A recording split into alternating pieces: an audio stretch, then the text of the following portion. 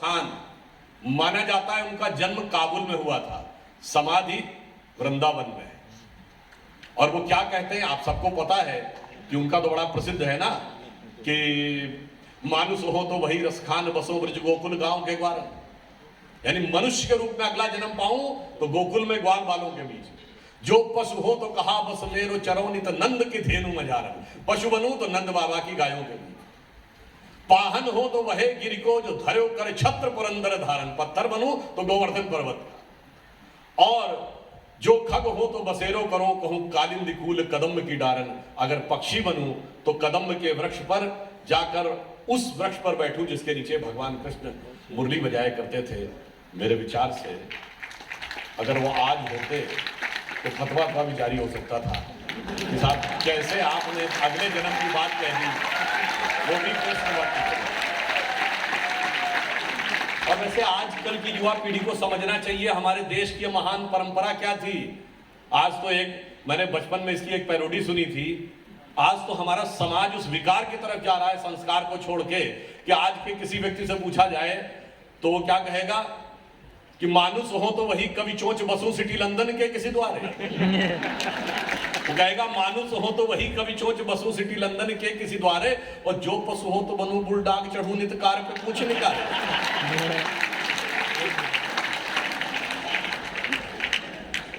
तो मैं सिर्फ यह कहने का प्रयास कर रहा था कि हमारे अंदर का जो भाव है वो कितना गहरा है। अभी स्वामी जी ने इस विषय का जिक्र किया कि हमसे टीवी डिबेट में पूछा गया कि 5 चीजें क्या हैं, तो मैं याद दिलाना चाहता हूं उन 5 चीजों का स्रोत यह था कि पिछले 15 अगस्त को जब प्रधानमंत्री जी ने कहा था कि हम अमृत काल में जा रहे हैं, तो 5 बातें उन्होंने कही थी कि अमृत काल में 5 हमारे लक्ष्य हैं। नंबर 1, भारत को विकसित राष्ट्र बनाना है, 2047 तक नंबर 1 की अर्थव्यवस्था बनानी है। दूसरा क्या था, गुलामी की मानसिकता के हर प्रभाव से अपने को मुक्त करना है।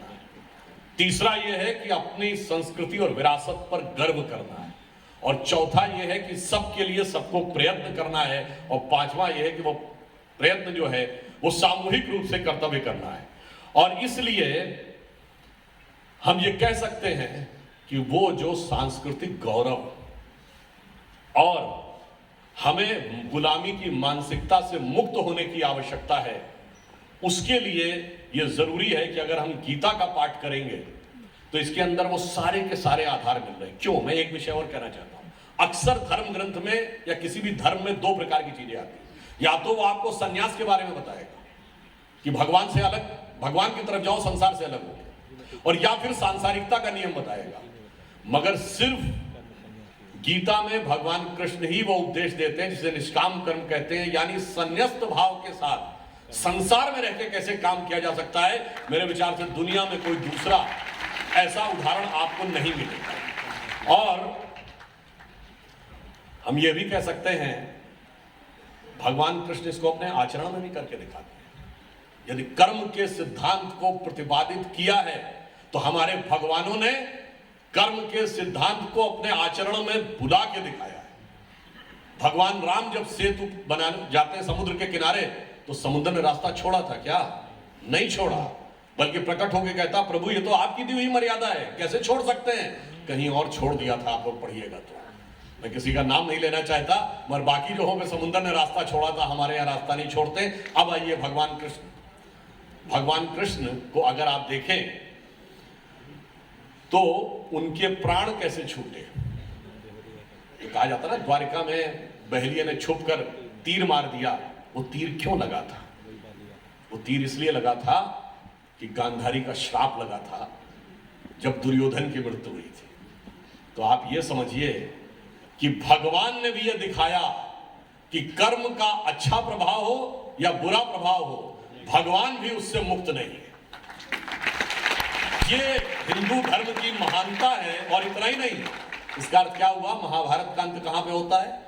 महाभारत का अंत कौरवों पर, पांडवों की विजय से नहीं हो रहा है, युधिष्ठिर के राज्याभिषेक पे नहीं हो रहा है, यादवी वंश के नाश पे नहीं हो रहा है, भगवान कृष्ण के शरीर त्याग से हो रहा है। वो किसके द्वारा? गांधारी के श्राप से, यानी दैवीय शक्तियों पर, दैवी शक्तियों की विजय आसुरी शक्तियों पर होके नहीं हो रहा है, ईश्वर के ईश्वरत्व पर स्त्री के सतीत्व की विजय के साथ समाप्त।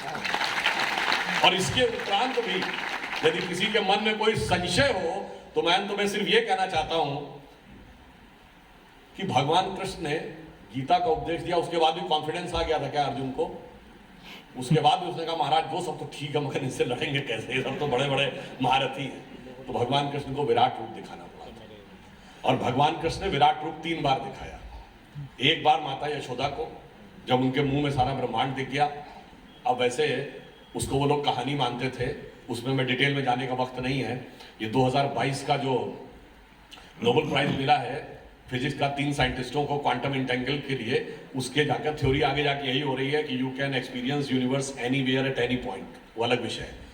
दूसरी बार दुर्योधन को दिखाया, जब दुर्योधन ने 5 गांव कहा कि मैं एक सुई की नोक के बराबर नहीं दूंगा। और तीसरी बार उन्होंने अर्जुन को दिखाया। दुर्योधन नहीं समझ पाया कि ये भगवान है, अर्जुन समझ पाया। क्यों? अर्जुन उससे पहले गीता का उपदेश सुन चुके थे। तो वो आधार बनाती है कि जब भगवान आपको दिखे तो आप पहचान तो सके कि ये भगवान है। और इसीलिए उन्होंने जब उनको दिखाया तो क्या कहा? उन्होंने कहा देखो ये तय है कि अब तुम्हें ही राज करना है और ये सब भूमि पे पड़े होंगे, पलक झपकाइए, झपकाऊंगा और यही तय है। तो उन्होंने, अर्जुन ने कहा कि महाराज ये तय है तो फिर किस बात का रक्तपात करना है, आप पलक झपकाइए, मैं सिंहासन बैठाऊंगा और जमीन पे पड़े होंगे। तो भगवान कहते हैं वो तय तो है मगर मिलेगा कर्म के सिद्धांत के अनुसार ही।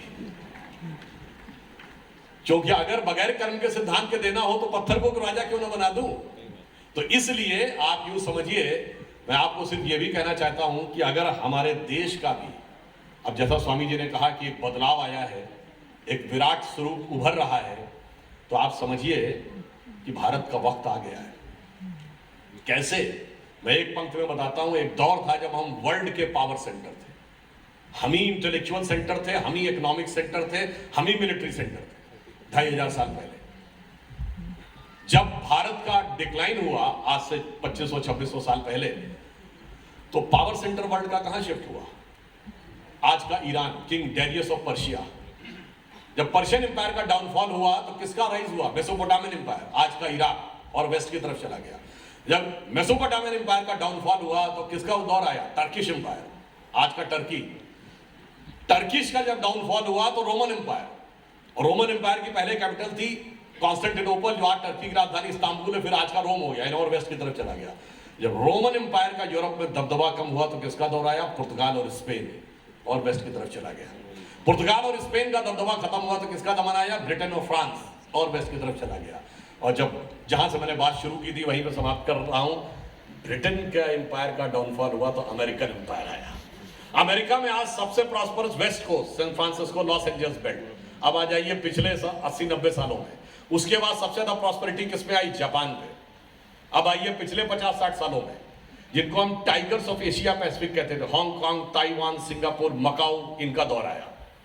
ये वर्ल्ड की सबसे पावरफुल इकोनॉमी बने, और आज भी पर कैपिटा इनकम के हिसाब से सबसे रिचेस्ट कंट्री सिंगापुर है। और अब पिछले 20 साल में आ जाइए तो चाइना दिख रहा है, और अब अभी आ जाइए तो चाइना में डिफ्लेशन हो गया है, चाइना में ग्रोथ रेट कम हो रही है। और गौर से देखिए तो वहां की एक सबसे बड़ी रियल एस्टेट कंपनी एवरग्रांड दिवालिया हो गई है। तो इसका मतलब अगला पड़ाव क्या है? तो जो प्रधानमंत्री जी ने कहा है यही समय है, सही समय है।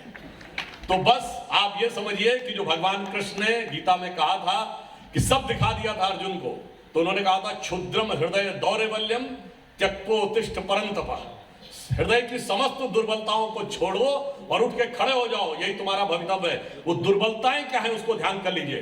कोई भाषा पे बांटेगा, कोई क्षेत्र पे बांटेगा, कोई जाति पे बांटेगा। ये सारी दुर्बलताएं उत्पन्न करने का प्रयास किया जाएगा सिर्फ इसलिए कि हमारा वो विराट स्वरूप उभर के ना सामने आ पाए। तो जब वो विराट स्वरूप उभर के सामने आने वाला है, इसमें कहीं कोई संशय नहीं है। इसलिए हम ये कह सकते हैं कि भारत मां अंगड़ाई लेती, सुप्त चेतना जाग रही, ऋषि मुनियों की देवधरा फिर अपना रूप संवार रही। और हमारा जो राइज होगा ना, वो किसी को दबाने के लिए नहीं होगा। ये बाकी पावरफुल बनना चाहते हैं, इसको दबाओ उसको दबाओ, हमारा राइज होगा क्या? हम जगत गुरु थे दुनिया को उठाने के लिए, दुनिया को इंस्पायर करने के लिए। तो मैं अंत में, चूंकि ये सारा गीता का ज्ञान मूलतः वेदों से लिया गया है, प्रस्थानत्रयी का उल्लेख किया गया इससे पहले, यानी ब्रह्मसूत्र, उपनिषद और गीता, ये प्रस्थानत्रयी माने गए हैं।